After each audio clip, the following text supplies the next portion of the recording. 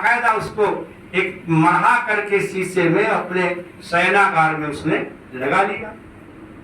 और इस घटना को करीब 16 वर्ष बीत गए। राजा 16 वर्ष तक लौटा ही नहीं यात्रा से, ऐसा फंस गया। और 16 वर्ष के बाद अर्धरात्रि में लौटा, अपनी रानी के शयन कक्ष में गया तो उसने देखा कि 2 पलंग पड़े हुए हैं, एक पर एक युवक सो रहा है, एक पर हमारी पत्नी सो रही है। लगता है मेरे जाने के बाद हमारी पत्नी दुष्ट हो गई। तो बहुत क्रोध में था, युद्ध करके आया था तो तलवार निकाली, इसको मार डाल। और कसके तलवार उठाई तो जो चित्र कांच का लगा था उसमें टकरा गई तलवार, खन्न से वो फूट गया। देखा तो उसमें लिखा हुआ था सहसा विदधीत न क्रियाम शब्द प्रयोगस्य एतादृशम अन्य उदाहरणम लोके न प्राप्यते। शब्द का प्रयोग क्या होता है? पूज्य महाराज ने कहा सहसा विदधीत न क्रियाम, किसी क्रिया को अचानक अकस्मात नहीं करना चाहिए। अविवेको परमा पदम पदम, अविवेक जो है बिना विचारे किया गया जो कर्म है वो समस्त आपत्तियों का अधिष्ठान है। इसलिए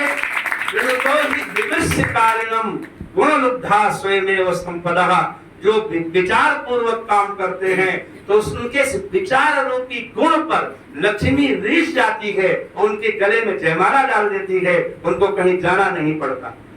तब राजा ने कहा अरे इतनी बड़ी बात लिखी तो इनको तो हम जगाने के बाद भी मार सकते हैं, सोते में क्यों मारे? तो पहले जगाते हैं। जगाया तो रानी जैसे जगी, बोले अरे स्वामी आ गए, हे पुत्र उठो उठो जल्दी से, तुम्हारे पिता आए हैं।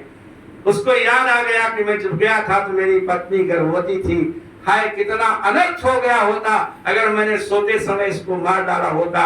ये पद तुमने कहां से लिया? सारी कहानी सुनाई। राजा गदगद हो गए, भारवी जी को बुलाया वृद्धावस्था में, उनको सभा पंडित बनाया और उनको अलंकृत किया।